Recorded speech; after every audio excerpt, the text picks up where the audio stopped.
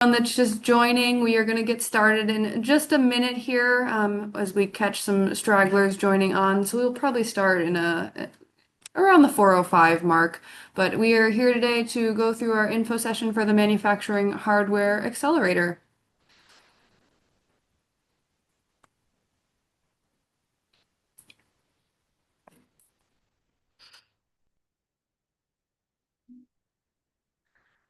And Destiny, we are recording this, correct? Yes, I'll be sending out this video will be on YouTube. I'll send you all the link to it after, so sometime tomorrow. Great. Okay.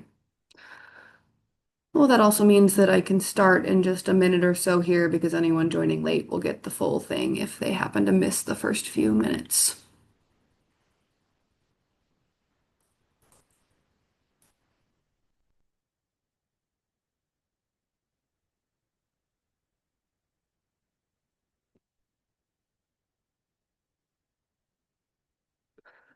All right. Going to give us just one or two more minutes here for anyone else that registered that hasn't joined yet, and then we will get started.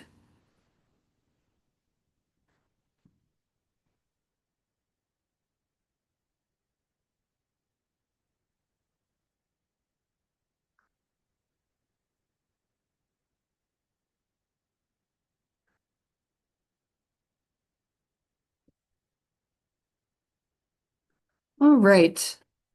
I think we will jump ahead and if anyone else joins, as we've mentioned, the recording will go out after this. So welcome everyone. We are going to be going through talking about our manufacturing hardware accelerator here at Rev, run through Cornell, and we have a variety of folks that help run this accelerator here with me today. So we're going to do some intros in just a moment.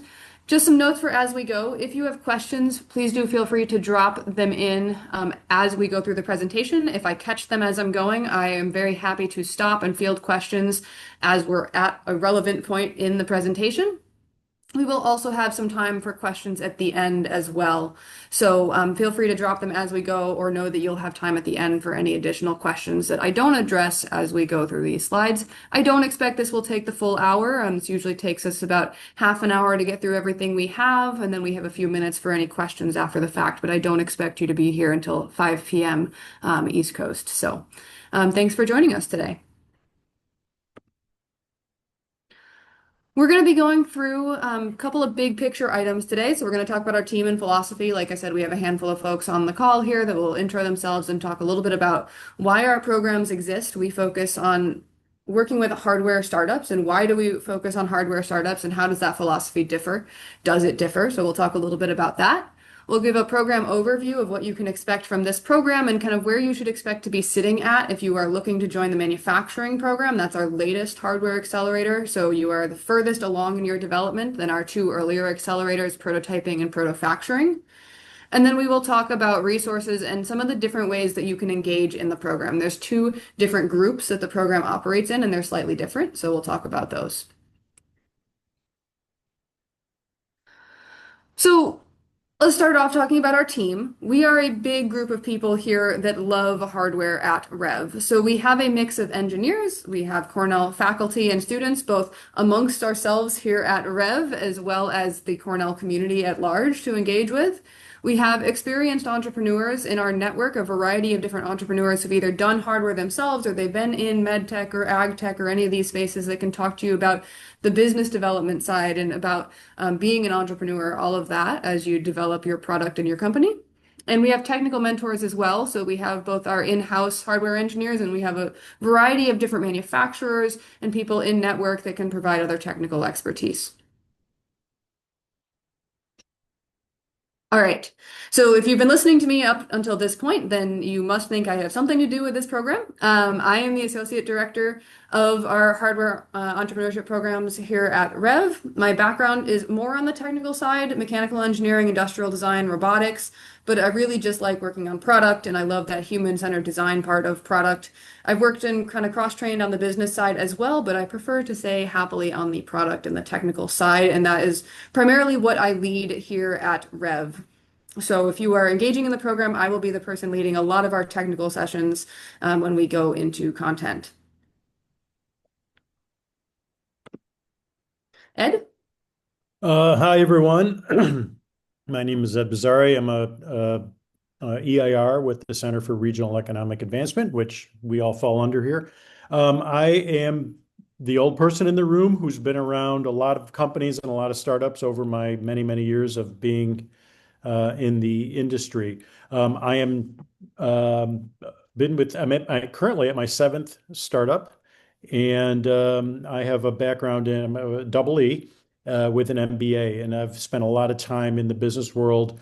Uh, Bumping my head on things. My role here is to help you with the business side of this program, and that you're all here to develop technology, but you're also here to develop a business, and I'm here to help you with that transition from technology to business, business models, and all things on the business side. So connect with me. I'm really happy to talk with anybody, and I like to help teams start. That's what I love.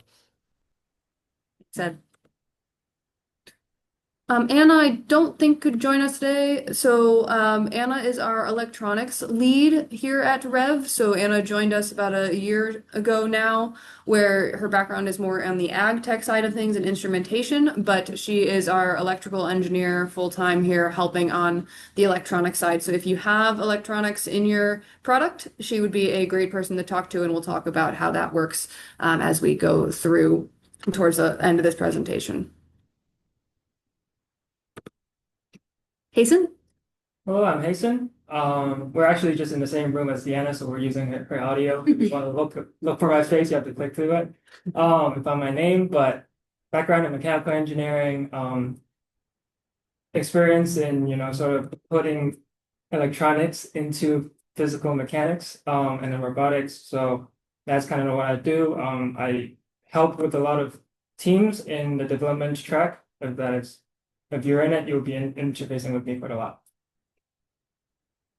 Thanks, Hasten, and that's a good point that when we share audio, it doesn't jump people. Let's keep that in mind. So, Maya, I am going to spotlight you Okay. when we get there, which is now. All right. All right. Oh, that's me. Hold on. Hold on. I don't spotlight that often. Let's remove spotlight. And we're going to spotlight Maya. Okay. Hi, everyone. I'm Maya. I am a program associate here at the Center for Regional Economic Advancement. I work across the hardware programs on the program operations team. So I help to make sure that the program is running smoothly. That means helping with things like our Canvas, which is where assignments are submitted and resources are given to teams, making sure that our mentor meetings are happening with the business mentors. I will also, for this program, be helping with the in-person site visit week, so making sure that those are all teed up and ready to go so that that runs smoothly. And so I do a lot of kind of the behind the scenes work to help make sure that the program is running smoothly. And I do that alongside my colleague Destiny, who's next. Right. Destiny. Hi, everyone. My name's Destiny. I'm a program coordinator here at CREA. I started back in June, so this summer. I cannot believe it's already October, and at this point it's November, December, and Happy New Year. Like Hasten, I recently graduated. I graduated from Ithaca College. I have a background in integrated marketing communications. I'm currently working on the hardware accelerators, all of them, yay. And I'm also the lead program coordinator for the Dairy Runway program. Like Maya said, we work on everything administrative and logistical. So if you have application questions, if you end up being a part of the program, all things attendance, session information, etc., I'm your girl. Thank you. And so the takeaway from that is that if you are thinking about applying or you are currently in the process of applying, the person that you are interacting with behind the scenes is most likely Destiny. So if you have any questions, you should know that she's fielding everything for you. And it will look like it's the generic Rev email, but you are actually most likely speaking to Destiny. I am Rev. Jenny, Wahaha. Jen is also not able to join us today, but Jen is our Director of Food and Ag Programs. She runs a variety of different accelerators and programs here at Rev and at CREA. So Grow New York is one of the biggest ones. If you've heard of Grow New York, it's one of our big competitions in the food and ag space, but also runs some dairy product initiatives and works closely with CALs. So if you are in the ag tech space, Jen is going to be one of your point people for networking into the ag tech area. Okay, so that's a good mix of people to get us started here. That does not include all of our different EIRs or entrepreneurs in residence, as Ed mentioned, and a variety of different folks that you would interact with in this program. But this is kind of our core team. And one of the things that you are hopefully picking up on already, just hearing from these different voices and people, is that we are really about developing both the business model and the technology in parallel and developing them together. So you need to make sure that you have a market for your product and that you have a product that fits a market need. So making sure you're developing those two things in parallel. You'll see that across all of our programs. So if you are on this call and you are someone that's been in prototyping or protofactoring, I hope this sounds very, very familiar because we talk about this all the time, making sure that you're pushing these two areas together. We practice lean startup methodology and we are very heavy on involving the customer. So you will be looking to do customer discovery interviews, whether that means you are doing initial interviews or you're still trying to learn more about the front end of your business model canvas, or you are working towards developing partnerships. At all points in the process, we want to involve the customer. We want that customer feedback so that you have the highest chances of success when you actually hit the market. So I'm going to give kind of the high level overview now of the program. What is manufacturing and how is it different than our other two programs? So prototyping and protofactoring. Manufacturing, like I mentioned already, is our latest stage accelerator for hardware teams. So what you notice in this process, this is our kind of general diagram that we use, or our funnel as we call it. What you notice in prototyping and protofactoring is there's a lot of iteration. They're both circles. It's designed to be iterative. You're working with customers, you're developing, you're testing ideas. Protofactoring, same thing. You're trying to get to something that's an engineering prototype, or you're trying to get towards design freeze into a product that can be manufactured for the right person at the right volumes and so on. And manufacturing, you'll notice, loses most of that circle, right? We are picking up from around an engineering prototype or engineering validation and maybe some initial funding, or you're doing a pre-sale campaign, and now we're looking towards moving you forward to higher volume production. That's not necessarily mass production. That doesn't mean you're making hundreds of thousands. Sometimes your repeating volume is 25, but that's the volume that makes sense for your product and your customer. That's totally normal. We get a mix of that. So I don't want you to think, oh, well, I need to be making hundreds of thousands. What we want is you're making something repeatable, right? If you are making 25, it's the same 25, at least for the first couple of trials, or you find some changes and you tweak. But the biggest difference between the manufacturing accelerator and our other accelerators is that it is a little more linear in your thinking. We're trying to move forward to higher volumes. And it is longer than our other two accelerators, and we'll talk about that in a few minutes. So what we're looking for here is that we are validating the rest of our business model. So we are moving now to the left-hand side of the canvas where we're talking about key partners, your costs and your revenues and your key activities. Thinking about all of the bits and the details to make sure that your financials line up and things are going to make sense for you to scale this product.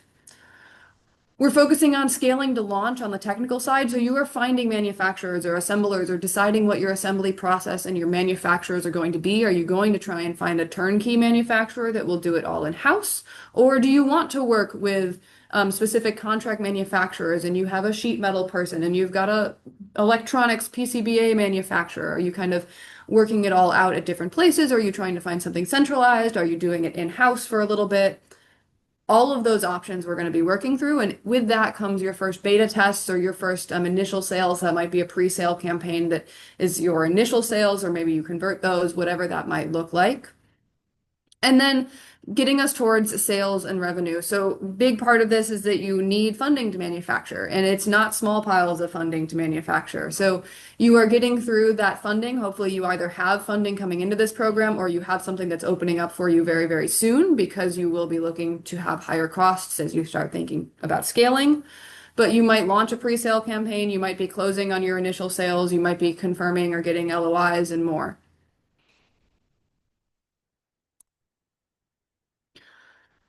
Is this the right program for you? So the first thing that I want to mention is that you have to be incorporated to be a part of this program. This is a difference from our other two accelerators where this is not required. By the time you are joining manufacturing, we expect that you are incorporated and you are ready to move forward as a business, not as a person with an idea. You should be close to a design freeze. That does not mean you have to be at a full design freeze, but you should at least have all of your core functionality sorted out. And we are maybe working through in the early stages of this program the specifics of manufacturing and doing that design for manufacturing, design for assembly, so that within the first month or two, you are approaching a design freeze. You are most likely doing some variety of low volume prototyping. So you might be 3D printing, you might be laser cutting, you might be doing some small batch. There's a lot of different small batch methods that you could be using, but you have maybe 5 to 10 prototypes is maybe the volume that you're at so far, and you're looking to get up towards 20s, hundreds, maybe your first 1,000, anything like that. You have evidence of product market fit. That might be through customer discovery interviews. That might be through paid or unpaid pilots, or it might be through funding. But you know that you are making a product that a market needs, and you can define that market need, and then you can showcase how that product is fitting that market need. So, usually a good way of showing this is through pilots, but it could be in any number of ways. You will also see this question on your application that we are trying to understand. How do you know you have product market fit? And lastly, you have some variety of a funding strategy in place. You have maybe decided you're going to do a Kickstarter, or you're going to look into grants, or you have a couple of competitions lined up in the fall that are going to turn into non-dilutive funding in the spring. You have a funding strategy in place, and that funding will get you through at least some of your tooling costs to move from low volume prototypes to some part of your product being manufactured in the next couple of months or the first few months of the program. You normally do not have recurring revenue, right? You are not yet selling product in a flushed out way. You don't have something that is high volume manufactured. Like I said, 5 to 10, maybe 20, maybe even 50 is probably common for entering this program. But if you are already at thousands, this might not be a good fit for you. And to that end, you usually do not have a full team of engineers. If you have 6 engineers on payroll, this also might not be a good fit. It means that you either have more funding or you have everything flushed out in a way where you might not need the support of this program. And I'm happy to talk a little bit more about that if anyone has questions about whether or not this is a good fit for them.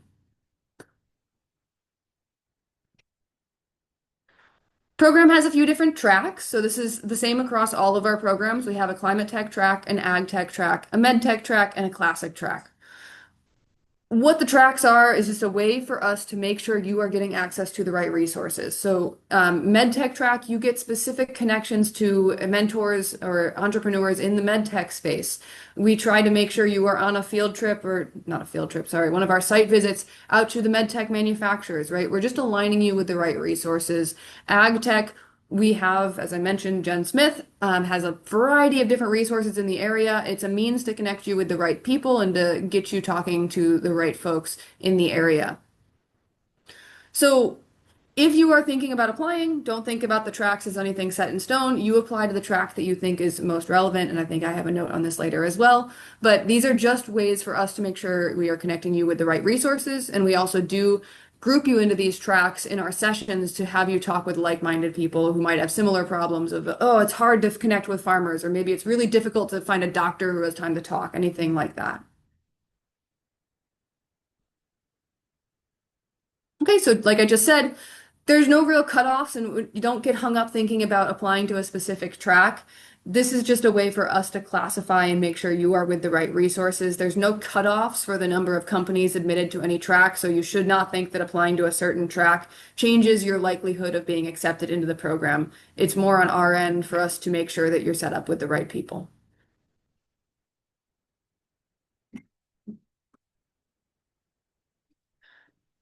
So, this is a virtual program for the most part. Our content sessions are on Monday afternoons from 3 to 5 p.m. on East Coast time. So if you are in a different time zone, it is important that you are able to make those sessions. They are live, they are not recorded. Those sessions run from mid-January up through the end of April, with an exception for any holidays in between. So it should just be MLK, Martin Luther King Jr. Day on the 19th. But they're set up to run through the end of April. And it's front loaded intentionally because then we have an in-person week in early May, so the 4th through the 8th. That's the time when we're going to go out and go to manufacturers. So we're front loading all of the content to give you everything that you would need to know, and then we're going to actually go out and visit manufacturers, assemblers, and like showcase the different resources in this area. This does not mean that you have to necessarily work with anyone that we're going to go visit, but it gives you a foot in the door if you do want to work with someone, and gives you an understanding of what does a manufacturer look like, what is it like interacting with these people, especially regional US manufacturers. Everyone that we go visit is very chatty and open with sharing like what are the struggles and the challenges, why would you work with them as opposed to going overseas, and things like that. The last thing to note is that we do have progress reports on the last Wednesday of every month. So those are going to be monthly check-ins for us to hear what are you working on, what's going well, what's not going well, and for us to follow up on any of the sessions that we've had so far. The program itself runs through mid-October. So you have 10 months of resources from the accelerator, but note that after May, we're going to go kind of quiet on synchronous support because it's going to be more one-on-one. Right now, you're running off to work with manufacturers and to really start moving your product forward, and you have everything on our end that we think you need to know to take those steps forward. So it becomes more kind of bespoke mentorship and support from mid-May through mid-October.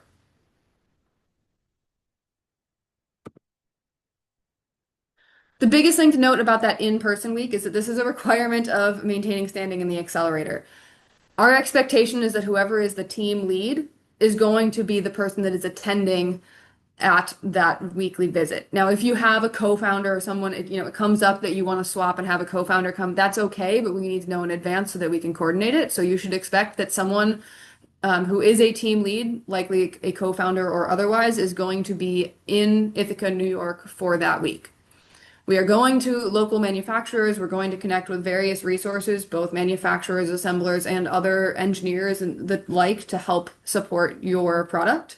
And we are going to have some content that week as well to talk about, okay, we're going to a manufacturer. Here are some questions you should know or some things you should look for or things you might want to look up on the drive out so that you have the right ISO standards that are relevant for your product. Or what does ISO, 9001, what is that? It's the general manufacturing standard. So things like that will be included in that week as well.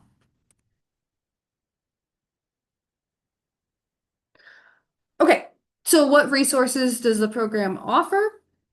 Take a little bit of a pause there from the programming and how that works, and we'll talk about why this might be of interest to you. So first and foremost, you get those sessions. They're business and technical sessions. They're every Monday afternoon, and then you get feedback and you have those progress reports that lets you both report out to us and also give you any feedback, or maybe you're struggling with X, Y, or Z, and we have a chance to have a little bit of back and forth as well as that engagement with the cohort. You will meet every other week with your mentors. So that is a business mentor or an experienced entrepreneur where you might have questions and you just want to bounce something off someone. So you get that by default. And then there's two different models. Like I mentioned, there's two different groups. There's a development group and an advising group. This is very similar to protofactoring. I think I saw we had a few protofactoring people on the call. So if you're in protofactoring and you're thinking, oh, well, I'm in the dev group now or I'm in the advising group now, it's the same basic structure in manufacturing. So those two groups get two different resources. If you are in the advising model, the first and foremost, you're getting all that content, you're getting documentation, templates, and assessments. You are getting those every other week meetings with your business mentor, 30 minutes, or maybe you want to just book one longer hour. You get an hour of time with an experienced entrepreneur, someone who's likely in your space as well. Like I said, we will pair med tech people with med tech entrepreneurs. And you have access to biweekly or monthly technical meetings. So you could meet with myself, you could meet with Anna, you could meet with Hazen if you said, I designed it this way, but I really want somebody else to get eyes on it, or I would love to have the schematic reviewed because I'm a little bit concerned about X, Y, or Z. You have access to that mechanical, electrical design. Otherwise, we're happy to chat and we're happy to provide that feedback or support. Those are optional, they're not required.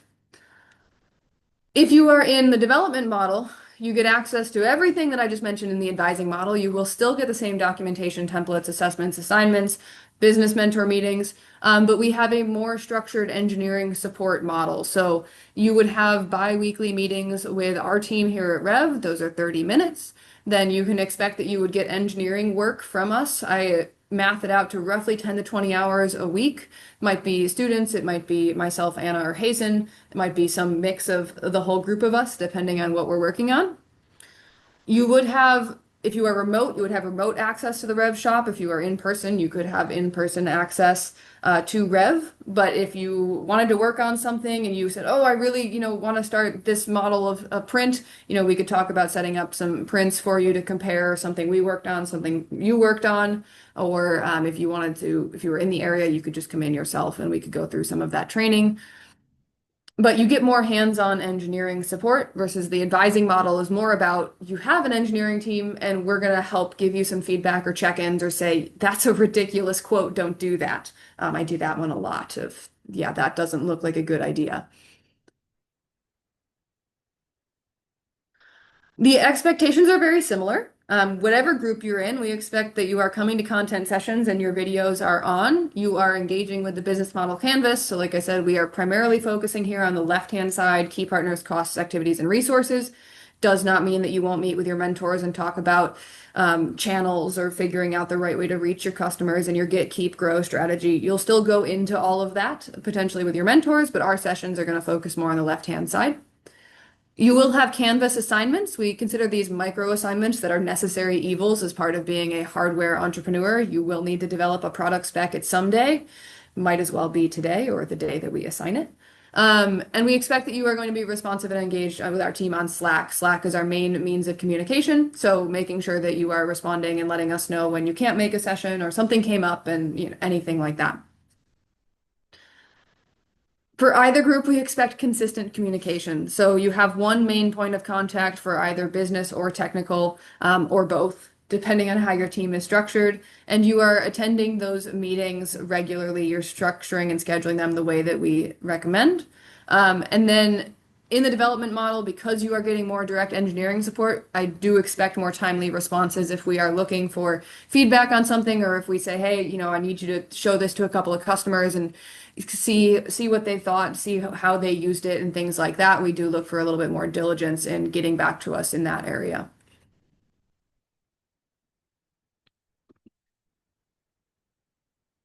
So in the advising model, this is a specific example. This is not a catch-all example, but just to give a sense of kind of the differences and what we'd look for in advising versus development. So we take into account where you are with product development, what's the status of your prototype and time to market. What is your beachhead market? Do you know who your beachhead customer is? You have a defined customer segment and value proposition for them. We look at coachability, funding availability, and timeline, and then kind of founder market fit to make sure that your team is built out correctly. And the way that looks in the advising model is something like maybe you have a four-person team, two people are full-time, you've got two students, you have an engineering prototype, you've got your product requirements document set up and established. You're regularly talking with customers, right? Model citizen for what we look for. You have some funding, but you have engineering students or you have prototyping engineers that are on your team already, and you're fully capable of doing a lot of that work, but maybe you need some guidance or different engineers to engage with to flush out that team, right? So in a sense, you're leveraging our team here at Rev as a way just to bounce ideas around or to say, great, we made this, we prototyped it, it works well, but now what are the manufacturing technologies I should be thinking about? That would be a perfect example of someone for the advising model because you have the resources and you're just looking for that kind of strategic direction or feedback. With the development model, we have the same couple of criteria that where is your prototype? What's your timeline to market? Do you engage with customers regularly? Founder market fit, all of those types of things. But we are looking to kind of slice out the way that we will work together. We don't want to have that issue of too many cooks in the kitchen. And I have had that issue with teams before where you've got a mechanical engineer, we've got a mechanical engineer. We're both working on the same team. It's not a good use of everyone's time. So we want to make sure that we can slice and dice things out in a way that makes sense. And you have a likelihood of launching in the next 12 months. Usually that comes down to customer engagement and funding. So if you are coming into this program and that you've got a good lineup of customers and beta testers and you've got a plan to get to market and you have funding either in line or you're expecting it to hit at this time, then you might be a good fit for us, assuming that we can slice things out, like I said, to work with correctly. And we also take into account our expertise and equipment. So it needs to match what we can do here at Rev and that we can actually be helpful because we are not in the business of wasting your time. So, example candidate, you've got a two-person team, you're both full-time. Your software and business backgrounds, you've maybe contracted out with individual engineers or maybe a firm here and there or anything like that. So you have a product, but it's not your expertise to work on the electronics or on the mechanical parts of the prototype. It's a smaller product. It fits in a 12 by 24 frame. That's just convenient for the type of equipment that we have here at Rev. Not a requirement. But you've done some pilot testing with customers, you know you feel good about the direction you're going, you've gotten kind of that indicator that you need to take this up to scale, you have pre-orders, anything like that, and you have some funding. So your expectation is that you're going to be making 200 parts by June and you want pre-orders to be live in May, might be ambitious. Maybe your pre-orders go live in April and that tells you that you're going to make 100 or 200, that you're going to do your initial sales in September. That would be a reasonable timeline for what we'd expect with this program. So in both of these cases, both advising and development, these are just examples. This is similar to what we've seen in the past of people that have fit well into development or advising. It is not a catch-all. If you have a full engineering team, you can still be eligible for the development model. What we're going to be asking about and poking into a little bit more is what do you want us to work on that is going to provide a meaningful product advancement?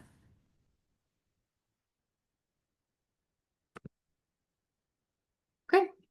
So I'm not going to spend too much time on this because it's a little bit redundant here. Just keep in mind that on both sides of this program, you get a lot of technical support. So you're going to get a documentation stack. You should leave this program with a good documentation stack, especially if you were also in our protofactoring or other accelerators prior to this. You have a pretty flushed out documentation stack by the time you get through this program. You are able to get big picture feedback, go through questions on manufacturing, troubleshooting a problem. Maybe you want, like I said, feedback on quotes or, you're comparing two manufacturers. What are good manufacturer evaluation criteria? Anything like that. And on the development model, you get more into the nuts and bolts of, us helping with what you might need in the day to day as opposed to the bigger picture strategy type decisions.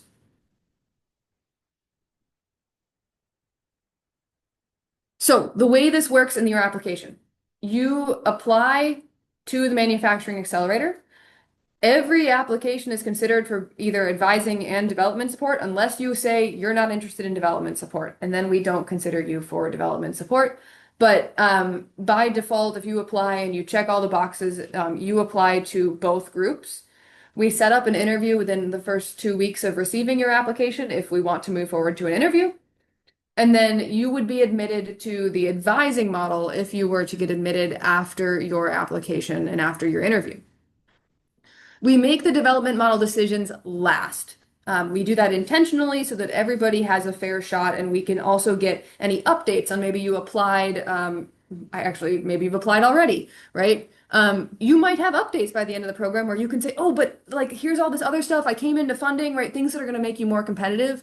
It gives you more time to flush that out. So you would get into the advising group first. And then at the end of that application window is when we make those final decisions about development support. So you should expect those will be coming. I think our deadline is mid-December. So about a month before the program would start.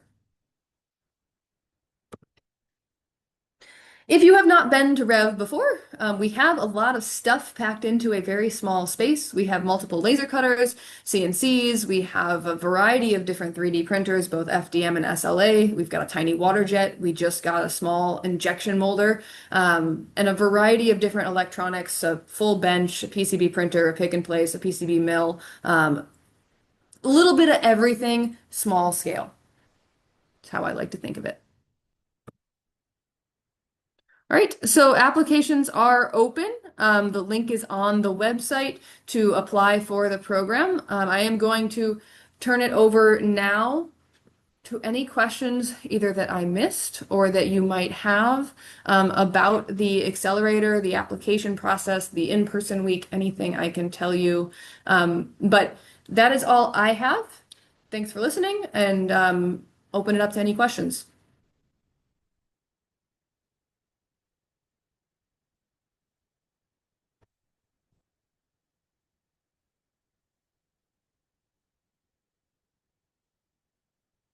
We will hang out here for about 5 minutes. So if there are no questions by 4:40, we are all going to go home. We have a question Okay. in the chat. Yeah, it looks like we've got one. Okay, if we identify gaps in our team during the program, say we need someone with marketing or channel development expertise, are there opportunities to connect with other professionals? So we have a variety of different resources and people in our network. They may not necessarily be the best people for you to work with, but the entrepreneurs that work with us or your business mentor would be a great starting point for saying, how do I find someone that's got marketing expertise? We likely might not have someone floating around, but you're getting a network of people that can say, oh, I know so and so. Like I know a couple of people that do freelance industrial design and freelance software and things like that. So you could definitely use that cohort for this. That would be a great thing to post in Slack and say, does anyone know someone with X, Y, or Z expertise? Talk to your mentors. But yes, you leverage the network, but it wouldn't be someone where I could say, "Oh, so and so sits next to me and can do that." So I'd think about it as a way to leverage the network.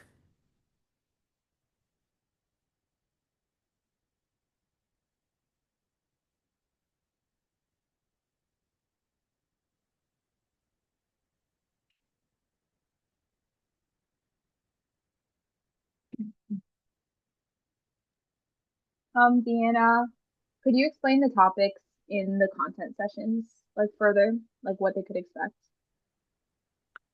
So if you apply, you would get the full syllabus. I don't have the full syllabus in front of me right now, but some things that you should expect. Like I said, we're going to go through the business model canvas, the left-hand side, talking about partnerships. How do you determine who would make a good partner versus not, key activities and resources, figuring out different ways to test some of your assumptions, especially around like your revenue models and developing your cost and your pricing and making all of those decisions.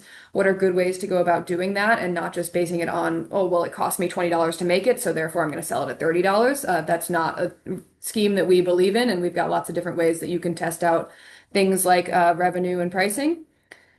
That would be on the business side. We have lots of different technical sessions from bill of process to working with contract manufacturers to evaluating complexity of components. I think that's one of my favorite sessions is figuring out why does it cost so much to make this thing? And we work through like what are key elements of complexity to understand how might you want to divide and conquer your product to get it made in the most cost-effective way. But really everything up through distribution, I'd have to go through the full syllabus to have a better list, but hopefully that gives a sense. Thank you. Does anyone else have any questions? All right, since early prototypes are limited and not ready for wide distribution, do you have advice on how to validate market demand and get genuine customer insights without full-scale testing? Ed, do you want to take a stab at this one? Um, yeah, so I just want to go back to the question again and just take a look at something here just to make sure I'm thinking the right thing here. Validating this is an easy one, and Deanna and everyone, you're going to hear this a lot, is validating market demand is really something you should be doing constantly and through customer discovery, right? So The concept here in the lean startup methodology is that you have all these conversations to determine who your target customer is and why they care. So what problem are you solving and for whom? And you're going to do that through your customer discovery and you're validating. You might be at a point, you should be at a point where you have an MVP or you have some kind of knowledge of that. But as you get further ahead and you're developing your MVP, and really you should be there, you're continuing to validate with your customer base, right? Uh, Preferably before you go out and freeze a design, right? From my perspective, that's how you would approach this, and that's how you would get that market validation is directly from the customer. And I think what Deanna's saying with the design freeze is you kind of have that, you already know that, or you're really pushing in that direction. And before you freeze and before you go into a design package and before you go to manufacturing, have tens, hundreds, or even thousands built. Yeah. Thanks. Question about focusing on U.S. suppliers, manufacturers over foreign, and guiding towards less expensive, best relationships. So, yeah, so absolutely, we are not focused on anything other than hardware startups and success of the hardware companies that are in our accelerators. And so, first and foremost, my goal is to help anyone that's in our accelerator find what works best for them. Now, do I have more names and phone numbers of people that are within a 3 hour radius of me? Absolutely. Do I know that they're startup friendly? For sure. Um, does that mean it's the best and most cost-effective solution? Not necessarily by any means. So, I have worked with overseas manufacturers, I have worked with domestic manufacturers, and it's really about finding the right fit for you. I find that a lot of startups, when they can, they choose to start domestic because they have more ability to oversee quality control, to get their hands specifically on the product, as opposed to they need to plan a trip over to China and see the facility and things like that. But by no means am I tied to saying you have to use a regional manufacturer.